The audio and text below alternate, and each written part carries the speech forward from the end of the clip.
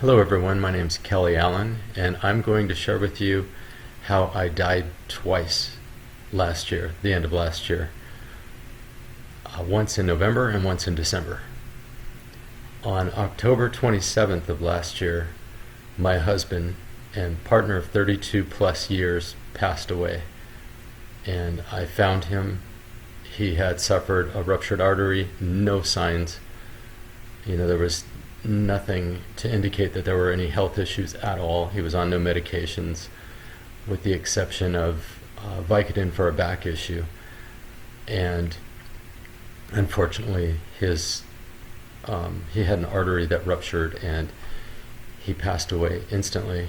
And despite my best efforts to do chest compressions until the police showed up and they took over, and then the paramedics showed up and they took over, that was later determined by the medical examiner there was nothing that could have been done, and it was instant. And so unfortunately, after his passing, my grief became so severe that I went into a deep depression. And I made it through the services, and I helped coordinate and organize the services. I still don't know how I got through that. And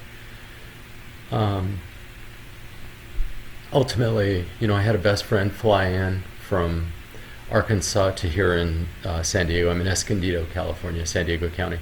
Best friend flew in, and she stayed with me for quite a while and was an incredible help with coordinating and organizing and getting everything together. And where I'm going with this is, ultimately this led me to a suicide attempt in November, and then ultimately to find medicine, ceremonial medicine, in December, and that is what literally saved my life. So what I will be talking about in probably the second video is my experience of the ceremony that I participated in, and the gentleman, Tim Kelly, who facilitated that. He was my guide for that.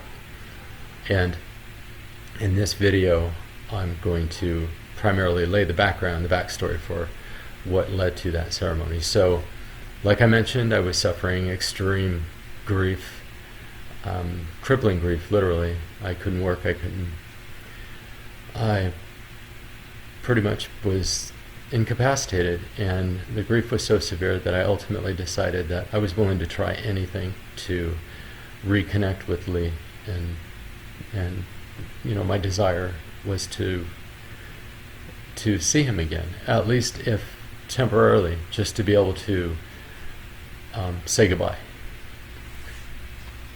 So I began watching near-death experience videos quite obsessively. I was on YouTube pretty much non-stop, day and night, when I wasn't outside, looking at the sky and crying and just trying to deal with the pain of this loss. And ultimately, I just decided the best option for me in my mind at the time was to take my own life and give myself an opportunity to go connect with Lee on the other side, and also to make a deal with God, which is basically what I did in my state of mind at that time. Is I talked to God and I talked to Lee, and I said, I'm going to be coming. And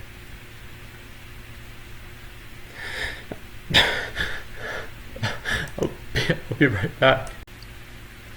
So, as I was saying, this is a little tough to talk about even after my incredible experience that I'll talk about in the second video. I decided to go and see Lee, and my deal with God was, I'm going to do it in a manner that I can be sent back here. And what I did was I crushed up 30 Vicodin and put them in a tumbler and added juice to that, so that it was a thick consistency of Vicodin and juice, and I downed that with a chaser of a handful of sleeping pills that I figured would help me just transition out and go see Lee. And before doing that, I had set up something that was going to be an event invite that, as far as I could tell, I had set up to send as a scheduled event. And that way people would, if I wasn't sent back to come back to this world, then I would be found, was my logic at the time. I would be found before my body began to decay, and someone had to find me in that state. And so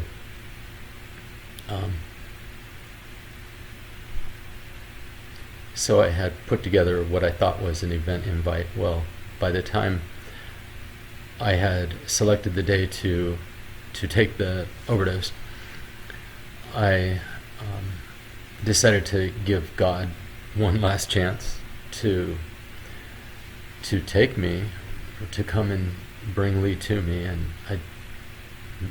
I started meditating, and I was laying on the couch where Lee died, and so while I was laying and meditating, I went into a state that was very blissful, very peaceful, and ultimately I believe I fell asleep. And as was standard for any time I fell asleep, which I wasn't sleeping hardly at all for I guess a month and a half, I just wasn't sleeping. And if I would fall asleep, I would wake up in a panic, remembering that Lee was gone.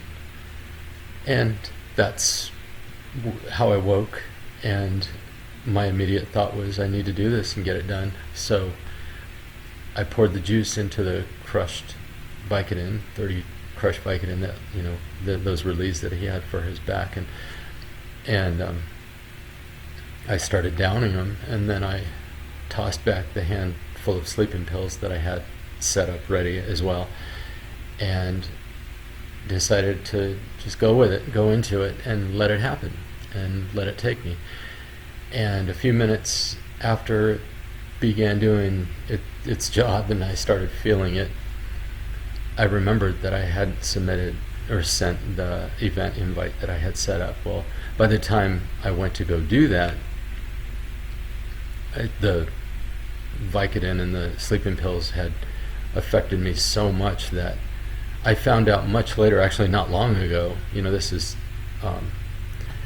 it's middle of January now, and I found out about a week ago from a friend. They told me what they saw posted, and it turned out I had somehow managed to copy and paste my suicide letter into Facebook, and in public view for everyone to see. Well, someone at my work in the HR department saw the message and contacted the manager of the Escondido office right here, which is literally 5 minutes from my house. And I still don't know how. I know I locked every door in the house and made sure the house was secure.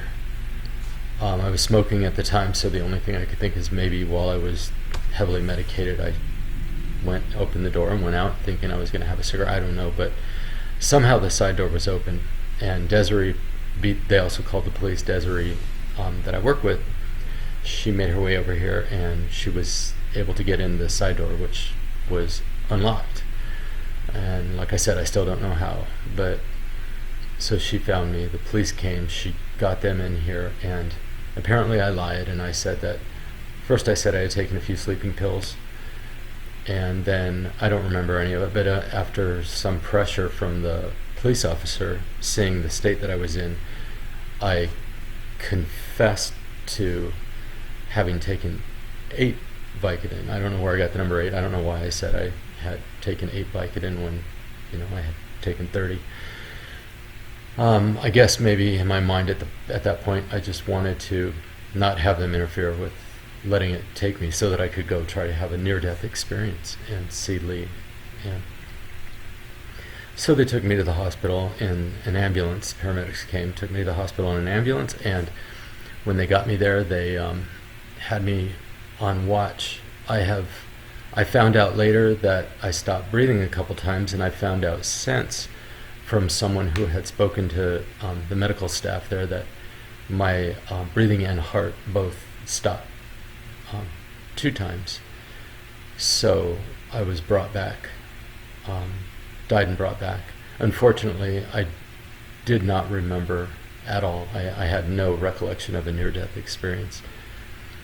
I didn't know till later. I was sent to a psychiatric hospital after a couple days in the emergency room when I was released. Then they strapped me down. I like to say it was like Silence of the Lambs. They had me sign all these waivers that I don't remember signing, and they gave my niece power of attorney over me, and I don't remember that. I know it happened, but I ended up in the psych ward for a few days, and ultimately I was released, and I had people watching me for about a week, 24/7, just staying at the house here. So they were watching over me. So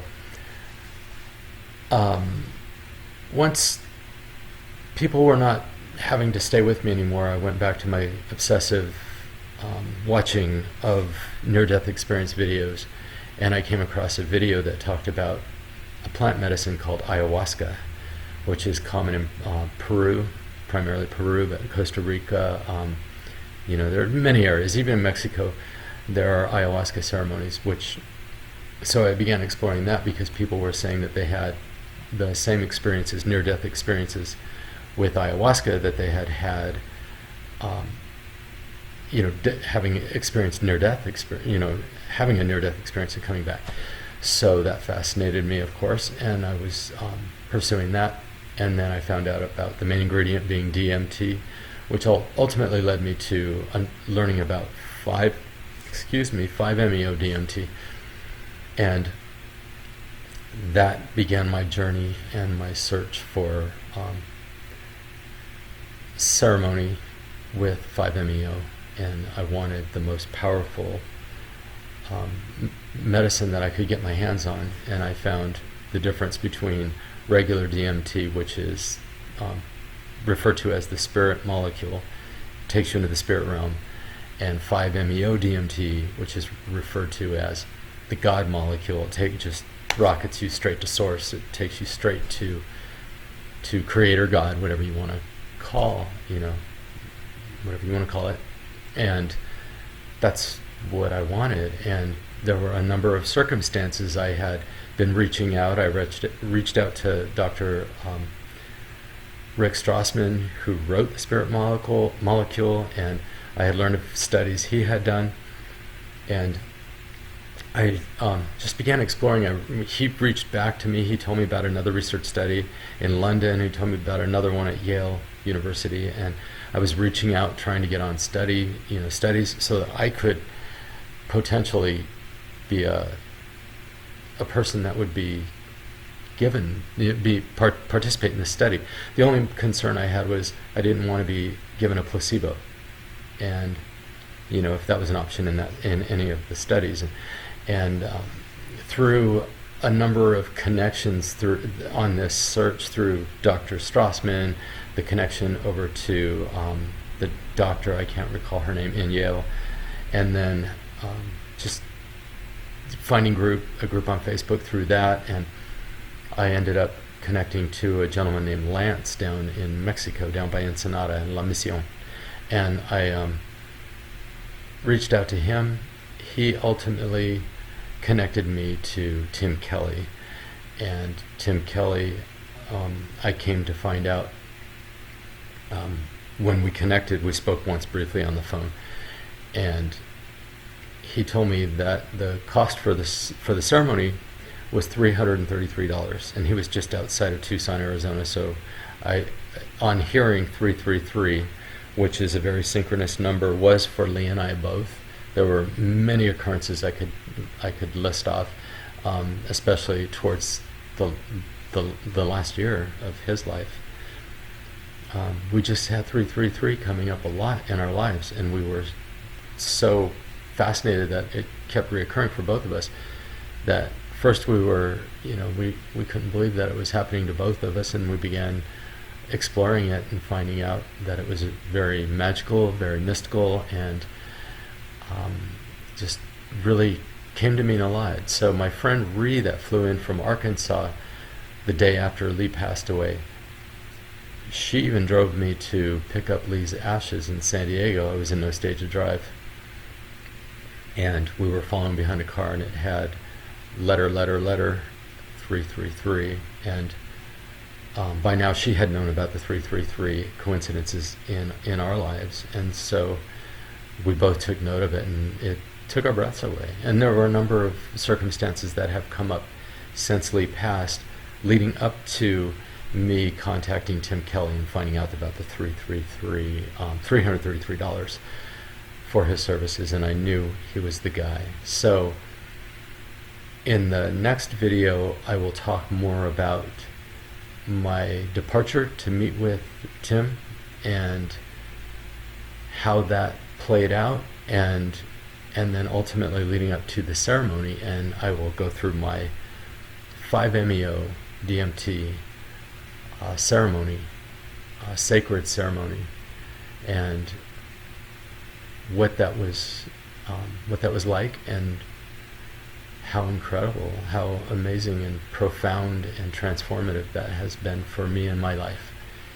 And I will get back to that in the next video. So thank you for watching, and I'll see you in part 2.